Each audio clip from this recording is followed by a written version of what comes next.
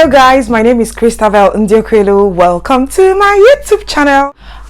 Today on this channel, because this is a topic about how imposter syndrome is literally robbing you of your future in broad daylight. We're also going to be talking about the Matthew effect. If you want to know how these two topics intersect, keep watching.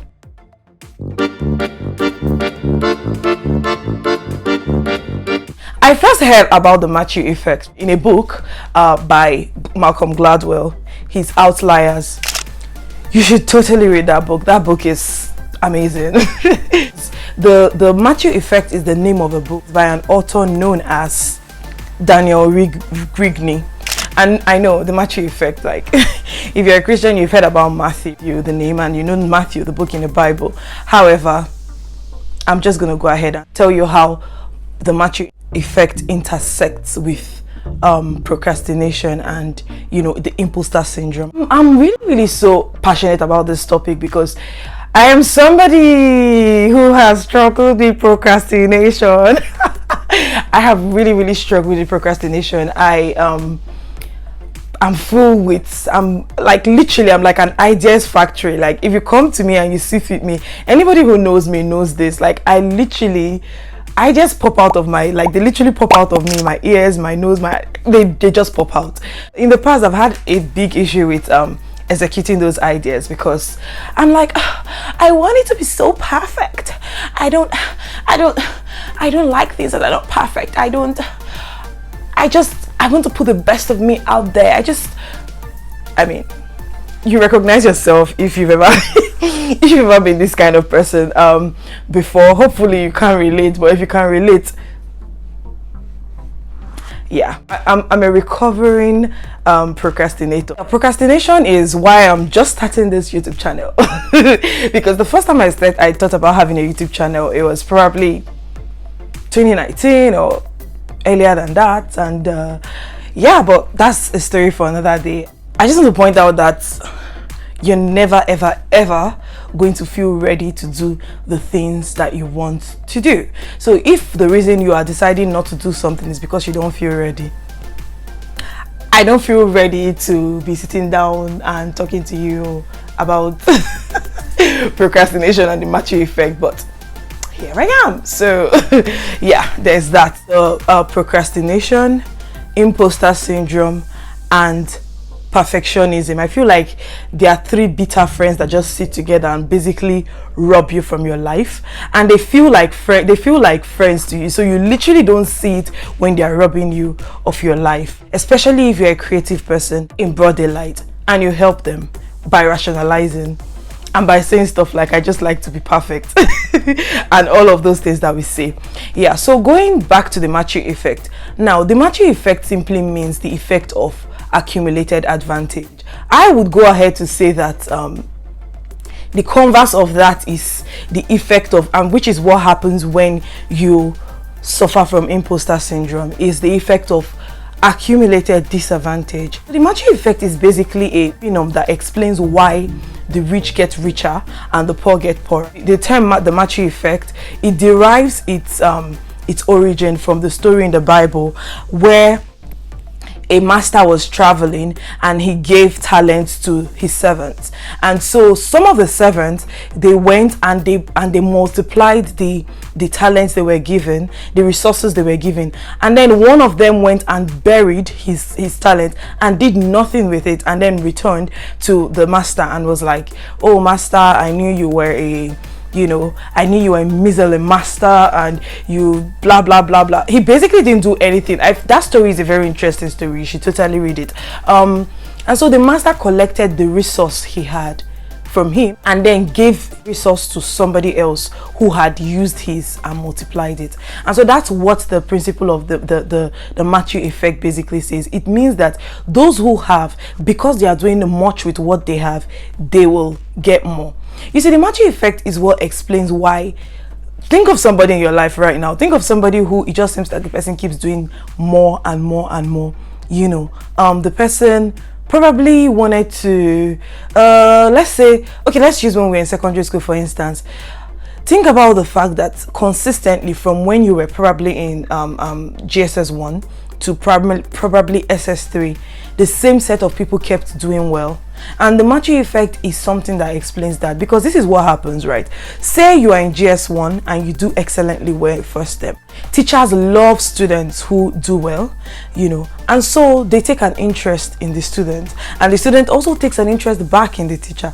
The student is not a truant, the student is somebody who likes to study, and so the student goes to the teacher and is like, oh, I really liked so and so topic you taught. I really, what do you think about this? What do you think about that? And now, because that person did very well in first term, the teacher is one, more likely to want to spend time with the student, two, more likely to want to explain to the student, and three, that student is more likely to take what the teacher has said and implement it and then do better in the second term exams. That is basically the way that the Matthew effect works, right? Because you apply yourself, you get more advantages. Conversely, the person who is a truant, the person who for some reason just likes to make noise during classes, who then as a result gets the disapproval, ends the disapproval of the teacher, that student probably may or may not do well. If the student falls into the category of those who do not do well, guess what happens? Then that student, it becomes a circle unless the student breaks out of it. So that's just what the Matthew effect is like. A person who gets a fellowship, like the Mandela Washington Fellowship, for instance, is more likely to get the Obama Fellowship. The person who gets the Mandela Fellowship is more likely to maybe get the MasterCard Scholarship or the Chevening Scholarship, because these organizations believe that you've done well with one, somebody has vetted you, you've gone through the process once, and there was a reason why you were given that opportunity, and so they believe that it's going to benefit them to give you the opportunity, and it's going to benefit you when the opportunity is given to you. You'll be able to go back to your community and implement what you said you would implement. So that's just basically it. So you get more, and so when that person gets a MasterCard Scholarship, for instance, or a Chevening Scholarship or a Commonwealth Scholarship, and then goes abroad and does their master's degree, and then it's time they come back to whatever country they are in, do some work for a while, and then they are applying for their PhD. That person already has an accumulated advantage that places them ahead of somebody who did not get any of those previous scholarships, right? It already puts you in a better position. Or think about people who attend Ivy League universities, right? They tend to then have an opportunity to get better jobs. They also tend to get opportunities for better advanced degrees, because where you are coming from automatically is the best way to tell what you are going to do in the future. Like, the past is the best predictor of the future. So a scholarship committee sees somebody who went to Harvard or went to Yale or went to Cambridge, and then they see, or went to the University of Toronto, for instance, and then compared to somebody who went to an average school, that person automatically has an advantage. It's the fact. The person automatically has an advantage, because every school wants competitive. Back to the issue of procrastination. Why does procrastination rob you of your life? Now, this is what happens, right? I want to start a YouTube channel. I don't start my channel. Month 1 passes, month 2 passes, and I feel like, oh no, my phone is not good enough. I don't talk well enough for YouTube. I'm not confident enough for YouTube. Just stuff that's different things people get to say about why they are not starting. Or you want to become a fashion designer and you feel like, oh, I'm not good enough to be a fashion designer or a fashion illustrator or a coder or whatever, and so time keeps going. You keep feeling like you're not good enough to be a coder. Now think somebody else who knows absolutely nothing about coding, in the same time frame. Say you decided in January this year that you wanted to go into AI and coding and all of that. I don't know a lot about IT. Yeah, so say you were that kind of person, or you wanted to go into forex trading or Bitcoin, all of that good stuff. Now, January you didn't do anything. February, March, April, May, June, July, August, September. We are in November right now. You didn't do anything. October, November, yeah, we are in November right now, right? So you did nothing during that time. Somebody else decided at the same time that you decided that they wanted to be an industry icon or an industry voice in fashion illustrating or Bitcoin or coding. And so maybe they started a YouTube channel, and every day maybe they began with posting videos about the basics of coding, and then they began to like break down little things about coding. By posting on their YouTube channel, they had to study and understand before posting. So they started from the little topics. And so in 10 months, they create a body of work for themselves that proves to them that they are, that they are a coder, that they are a fashion illustrator, that they are a forex trader or a Bitcoin trader or whatever. The point is that they made use of the time as the time went on. And so as a result of the fact that they have built some credibility, more opportunities come to them. The thing about imposter syndrome is this: you are not meant to feel like you are good enough, because maybe you are not, maybe you are, but that's irrelevant. All you need to do is to start. When you start, you are 1,000%, 1,000 times better than somebody who did not start. We're going to talk about how to take advantage of the Matthew effect and how to basically kill procrastination. Number one, you have to have a growth mindset. Guys, I have really suffered from this, and that's why I'm going to tell you, right? Just have a growth mindset. It will save you a lot. You don't have to be perfect at the beginning. You don't have to be perfect at the beginning. You don't have to be perfect. It's okay when you feel like you're not good enough.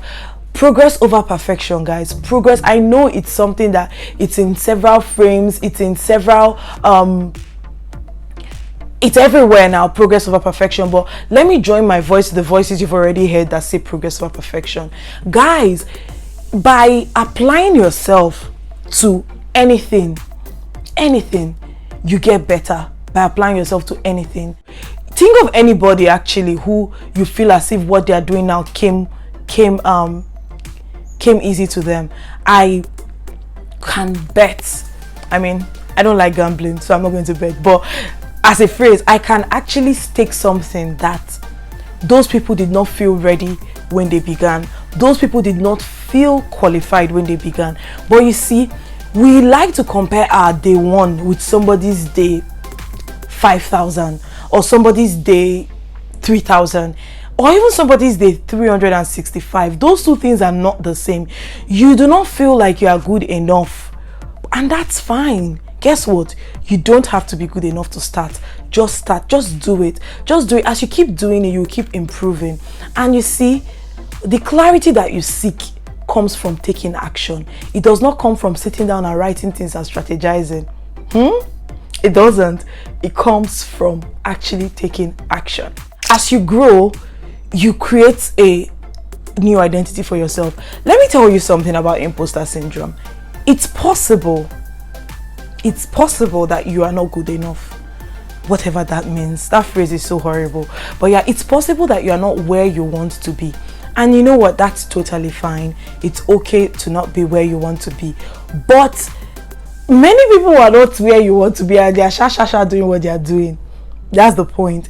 They are doing what they are doing. So for instance, if you want to be a coder and you feel as if you're not good enough, as you continue to take action one step at a time, you create a body of work for yourself.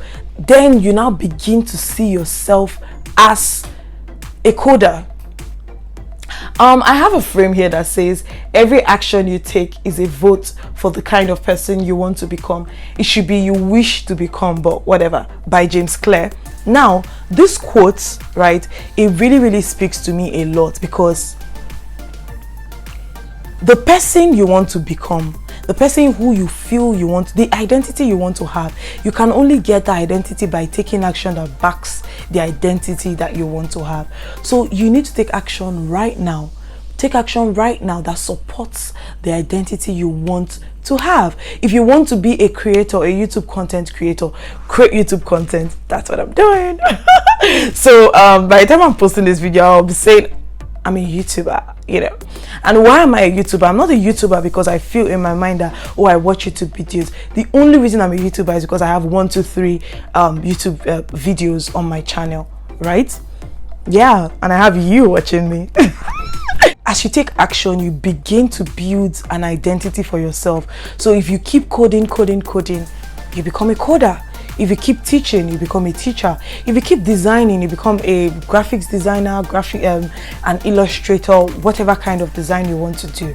So the more you create, the more you take action, the more that identity you always felt like you weren't good enough for, little by little, you begin to see yourself. You begin to see yourself as that thing. You begin to see that yourself as that person. If you want to take advantage of the Matthew effect and you want to overcome imposter syndrome, start doing. You will create a new identity for yourself. The accumulated advantage. You need to get going. You need to get going because time is going.